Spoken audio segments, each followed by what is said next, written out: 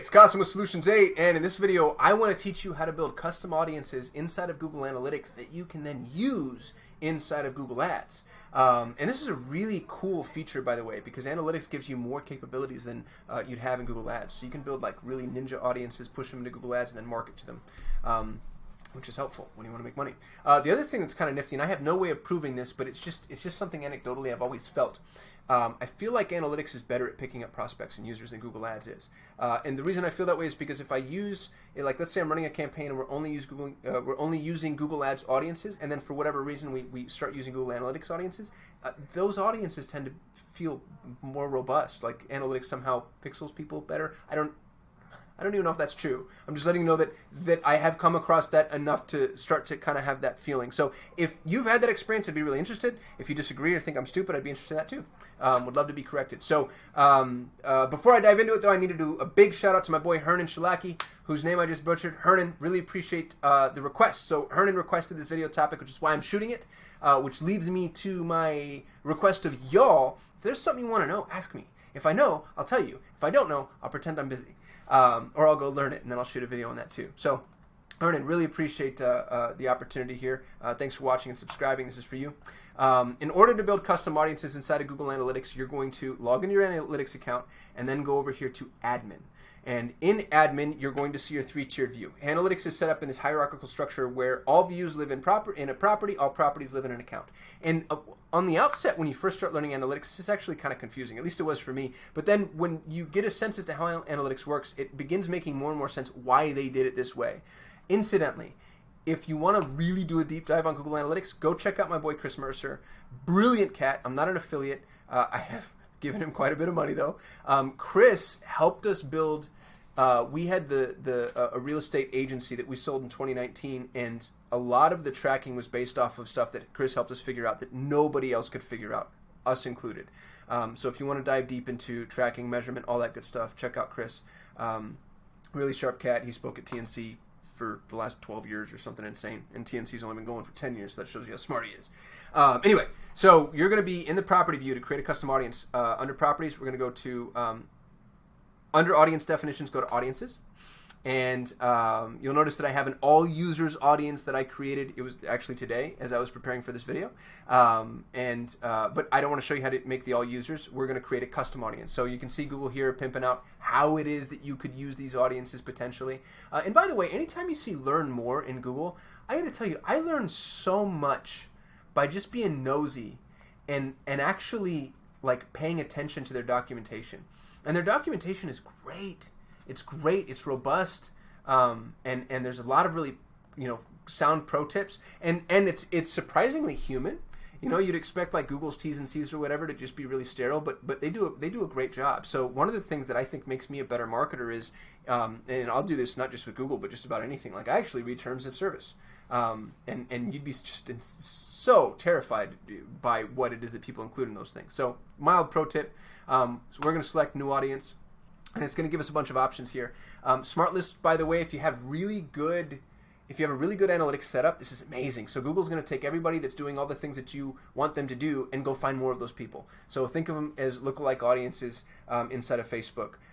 But they're absolutely worth playing with as long as you have a site that's very focused. If you've got a site that you've got 500,000 pages and all these conversion actions, and you're trying to market for this one really specific thing, Smart List probably isn't necessarily for you. Although I imagine you could customize and narrow.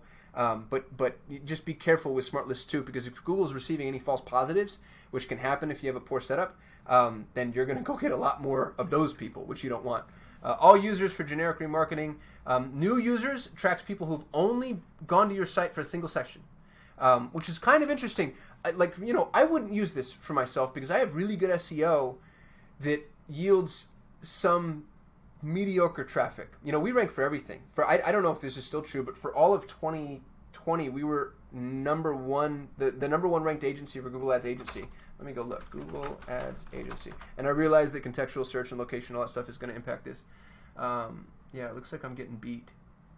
There I am. So I'm on the first page. But this is actually a problem. And it's a problem because I get a lot of people like looky-loos, job seekers, solicitors, competitors, spammers, and I don't necessarily want all new users. I wouldn't build an audience around that. And I realize that there's ways to canvas that and qualify and bring them down a funnel or whatever. But just trying to give you a sense as to when you might use it, when you won't use it. Returning users though is really interesting, especially if you're canvassing your returning users against non-converters. Now you get to go to the people that, hey, these people are kind of hot. So you can build that out too. I'm skipping this because this is the one we're actually doing. I just want to give a real quick honorable mention to users who completed a transaction. Really awesome feature, but you have to have e-commerce transaction tracking set up. So make sure you do that. So to answer Hernan's question, which was, hey guys, great video as always. Thank you, Hernan. When creating an audience in Google Ads, you go through a visited page box where you set up the URLs. How do you set that part up in analytics? Under conditions, ? Thanks. Hernan, you're welcome. This is where you go. So we're going to select users who visited a specific section of my site. Just be forewarned that this is overwhelming and messy. And it's going to get messier than this in just a second. Over here on the right-hand side, it's kind of interesting. It shows you how many users apply to your current rule. So the condition right now is just gone to my root URL. And I'm in a client's analytics account, by the way. I just wanted one that was clean of all audiences. So this is a client that has never set up anything inside of analytics and probably never will because they're like super small. But you'll notice that they only had 26 people in the last 7 days. So you'll start seeing, based off of these conditions, the users that that are accessible to you, which is worth noting, because if you end up with an audience that's so small that there's no users in it, then you probably don't want to market to that audience. The membership duration is interesting. Your instinct, by the way, is going to go to the max, which is 540 days. Watch this, 541, and Google's going to say no. It's actually 540. It'll throw an error if I go to next step. So you can go from 1 to 540 days. And everybody's always like, oh yeah, give me all the data that I can get. Let's do 540 days. That doesn't make any sense wholesale. Like, let's say that you're marketing for a midwife, right? Or you are a midwife. 540 days, like you could be helping with the second baby, at that point. So consider things like your sales cycle or what the interest base is going to be for a particular prospect. If you're a real estate agent, people are probably not searching for houses for years, right? They're going to make that decision in 90 days, 6 months, whatever it is. You know better than I do. So think about your sales cycle, think about your users, think about your prospects, and just and cycle your audience out. It doesn't make sense. I always felt this way about email marketing. So many of my clients want like all the emails, and they don't want to let go of emails, and I'm like, and they don't want to email people unless they ask to be removed from their list. And in my mind, I'm like, well, why do you want the email then? It's only good if you can use it. And if somebody doesn't want you to use it, then stop using it, because now we know like that's actually good for us. I'd rather have a small, like awesome, hyper-focused email list than like a great big list that I can never use and that is just full of a bunch of people who don't want to buy. Your remarketing list is the exact same paradigm. So you don't need everybody. You just want the people that you have the opportunity to sell. So if I was building this for me, we have a longer sales cycle for bigger companies, smaller sales cycle for smaller companies. I'd probably say 180 days, and then I might narrow that down a little bit. Or you could even build 2 audiences and test them against each other if you have enough traffic to do that. Shows your eligibility. I've never used Salesforce Marketing Cloud for this particular implementation, but if that's something that you do, I think this is actually a really cool use case. But you can use this audience for Google Ads Display, which is where it's probably most applicable. That's where we're running remarketing. But you can use it for RLSA. And if you haven't used RLSA, by the way, this is remarketing list for search ads. Let me go big for just a minute.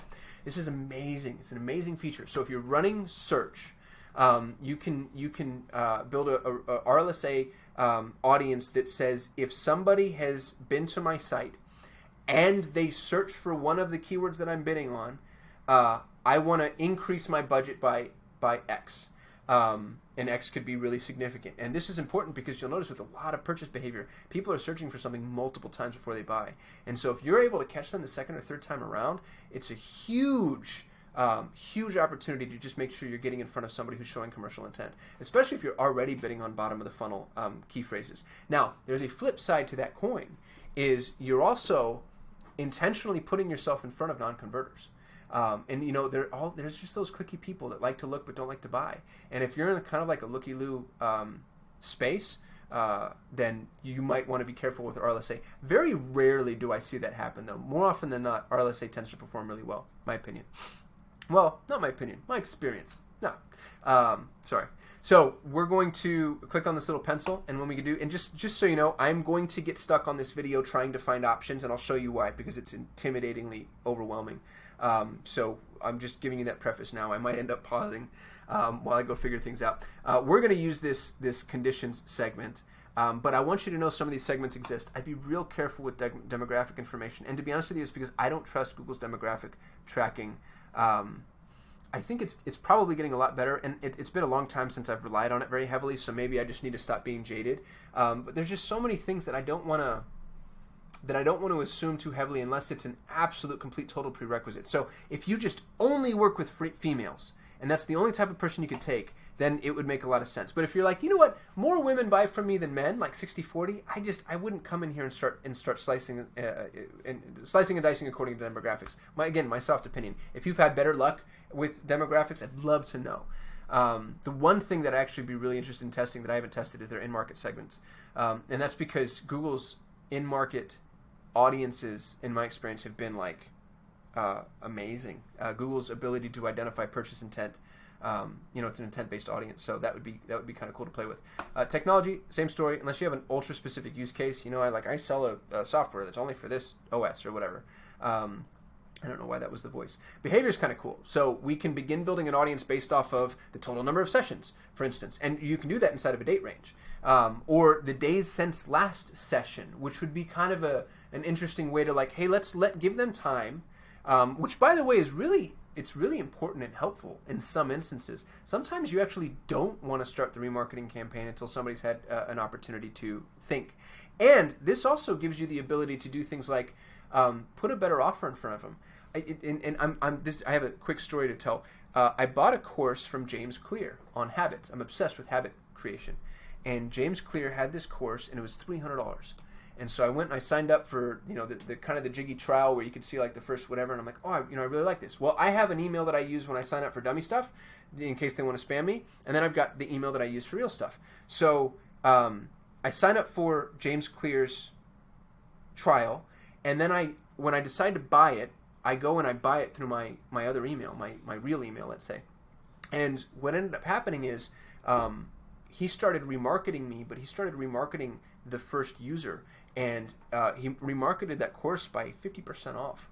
So I start seeing this ad for this course, and I don't remember if it was an ad actually. It might have been an email, but whatever it was, I paid $300 for this course, and here's James Clear saying, "Oh, it's actually $150," and it just made me feel so stupid, and it made me so mad at him. And I'm sure he's a nice enough guy, and it was probably some marketer that talked him into it or whatever. But I just lost all trust in anything that he's ever going to sell ever. Now I'm going to have to sign up and wait. So what you can do is if you do have downsell offers and you don't want to distract from your core offer, you can build this type of thing like days since last session. So hey, it's been a couple of days. They haven't bought yet. If they don't buy from me in 3 days, whatever it is, they're probably never going to buy. Let me go put this other thing in front of them.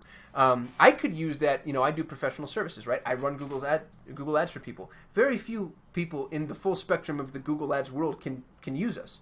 Maybe they don't want to, or they can't afford us, or we're overkill, or they want more hands-on or whatever. So what could be really cool for me if I were building this is I would have wait whatever number of days I've decided my sales cycle is, and then maybe start pitching my course in front of them, which doesn't exist yet, but will be live in February, I hope, or my membership or whatever. So just some interesting things to think about. Transaction session duration, same thing, more specific to your use case, obviously, especially for transactions. Data first session is really interesting. I like this, especially if you've made changes. So if you've made changes and you kind of want to filter out in the befores or after, then you can play with this. Traffic sources is really cool especially if you have a lot of traffic sources from various areas. If you're getting a lot of traffic and you've done a really good job with the strategic partnership game, you can begin building audiences based off of where they're coming from, which you should absolutely do that. The biggest mistake that we all make, and by the way, I do this in my campaign right now, so I'm such a hypocrite, but we all send the same remarketing message to all the users, and we should be sending remarketing messages to people based off of where they came from and what they did on our site, which is what I'm teaching you to do now. So, and it's funny, we don't do it for us, but we do it for our clients. It's the whole cobbler shoes thing. And anytime I see this happen, it just improves the efficacy of that conversation and that sales funnel. So know that this is available. But all that said, we're going to go into conditions. And this is this section here, it's just a pain to fly through, just so you know. But I want you to know that you can actually filter by many dimensions. And there's all this really cool stuff that Google makes available and accessible to you, and I don't understand it all. if I'm being a billion percent honest. So if you have the inclination, it's actually worth really diving into, because there's a lot of decision making that you can do here. I'm a simple man, and I like simple things. So I like just, for me, when I come in here, 99 times out of 100, it's either events or pages. And really most of that is pages. One quick note is you can build these filters by session or by user. This is a really cool capability. So if it's by user, it means that if they come back a bunch of times in any one of those sessions or throughout all of them, if these rules are met, then they're added to this audience. If it's by session, they have to do it that session. And this is helpful too. If you have kind of a sales narrative that needs to be met all at once, then you should be using sessions. But if you don't, then I'd recommend actually dumping over to users. And Google does a really good job at tracking that information, like session ID, keeping session ID intact and stuff. So people actually have to go out of their way to wipe that, or maybe they jump to a different device. And I don't know how well cross-device tracking is going to work in this new privacy-obsessed world. So we'll end up needing to see that, but I prefer users if there's not a specific use case. And then you have the ability to include or exclude, which is an obvious value prop, right? So I can say I want to see people that have gone to this page, or I want to see people who haven't gone to that page, or excuse me, I don't want to see people who have gone to that page. So I'm going to say page. Be really careful here. And this, by the way, functions like any other conditional statement that you've ever seen in any other piece of software you've ever seen. So Facebook, same. Their interest-based segmentation, same thing. The contains is dangerous. Because if I say, I want somebody who's downloaded my lead magnet, and so I go contains thank you. Well, if you have other thank you pages, thank you schedule, thank you contact, thank you purchase, then it's going to capture all of those. So be really careful with contains. And that's, for my users with really big websites and a lot of pages, you might want to go to exactly matches. You got to be careful with exactly matches too, though, because one stray keystroke and it's over. And then the other issue too is if you ever make a change to any of your pages, then you want to make sure you go in here and update your URL structure, which is a mistake that everybody makes all the time, by the way. Everybody forever. The best agencies and the best clients, if you have conditions that are based off of pages, it's inevitable that certain pages end up changing, and people always forget where it is that those pages are assigned. So just know that going into it. But I'm going to say I want people who have gone to my see if you qualify page. Because I want to build an audience for people who have gone to my see if you qualify page. And then here's like really cool. So there's ands, ors. So I can say and add another dimension. Or it's just as good if they've gone to my... I don't really know what this is, to be honest with you. This is the client's analytics account that I just used because it was super clean of all other audiences. So I thought it would be good for training. So if they've gone to this page, or if they've gone to this page, that's a really good audience that I really want to put myself in front of. But we're not done. And you can keep going, by the way, with your ands or your ors. And notice this little horizontal line is drawing a line of demarcation. That's because if it's and, it means that they need to do this or this. So either of these and this. And if they don't do that, then they don't align with that audience. They don't get added to that audience. So be really careful with your and values, because every and that you have is going to decrease the size of your audience by the measure at which that and applies. So if you have a really ultra specific and, you just went but play with yours and the ands, kind of cool, could get really fun, total rabbit hole. But then we're going to add a filter, and in this filter, and this is kind of a cool use case too, I've actually never done this way, where I want a user who's done all these things but not this particular thing in this particular session. So I'm just going to go users, which means that it's the entire time that they're applied, basically browsing the site. And we're going to come over here and say exclude. And then, where is it? It's in behavior. So this is what I was saying. I need to find page. Not exit page, not page title. Bam! There, we did it. That was faster than I thought it would be. And page contains, but I don't want people that have gone to my new client onboarding. And the reason I don't want that is because that means that they signed up. So, let's say this is the thank you page. So I want people to have gone here or here, but I don't want people who have gone here. And then I'm going to say apply. And now it's going to show me, actually I have a user. I wonder if it just defaults to 1 at all times. I don't really know the answer to that. So I now have this audience, and I have this audience that I can push into Google Ads, and I can begin building ads around, which is the entire use case here. One thing that's really cool is Google gives you the opportunity to permanently remove users when they match the exclude condition.